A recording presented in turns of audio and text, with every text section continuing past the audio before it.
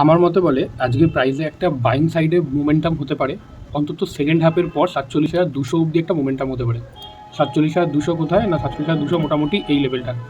তার কারণ হচ্ছে কি, আমি যদি ডেলি টাইম ফ্রেম এখানে আমি দেখি, ডেলি টাইম ফ্রেমে আমি এখানে কি দেখতে পাচ্ছি, প্রাইস যে প্যাটার্নটাকে রেগুলারলি ফলো করে চলছে, এই প্যাটার্নটার একদম লো রেঞ্জে চলে এসেছে।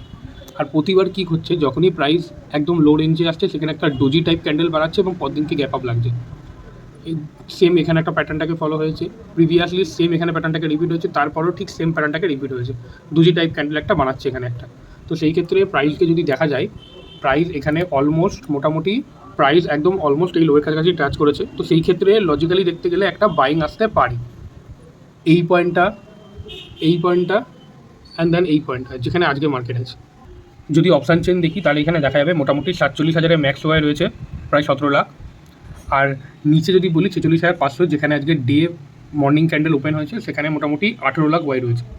তো সেই ক্ষেত্রে কী হতে পারে, এই ক্ষেত্রে মার্কেট আজকে মোটামুটি এখন ফার্স্ট হাফে এই জোনটাতেই কনসলিডেট করবে, এবং মার্কেট যেহেতু ওপরে কনসলিডেট করছে তো হাই চান্স থাকবে, প্রবাবিলিটি থাকবে মার্কেট ওপরে ব্রেক করা।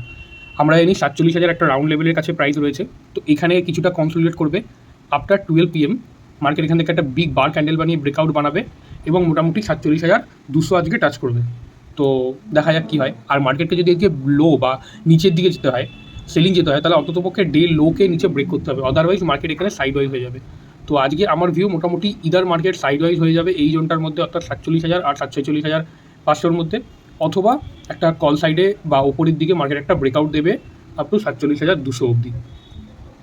অ্যান্ড দেন সেটাই হলো যেটা আমি বলেছিলাম, এখন বাজে ১২টা ২৯, ১২:৩০ মার্কেট একটা ব্রেকআউট দিল আপ সাইডে, যেটা আমি এক্সপেক্ট করেছিলাম যে ৪৭,২০০ অবধি মার্কেট একটা ব্রেকআউট দেবে, এই টাইমটা এখানে কনসলিডেট করবে, সেটাও আমি বলেছিলাম। এবং আফটার ১২টার পরে একটা ব্রেকআউট দেবে, সেটাও বলেছিলাম। অ্যান্ড দেন ব্রেকআউট দিয়েছে।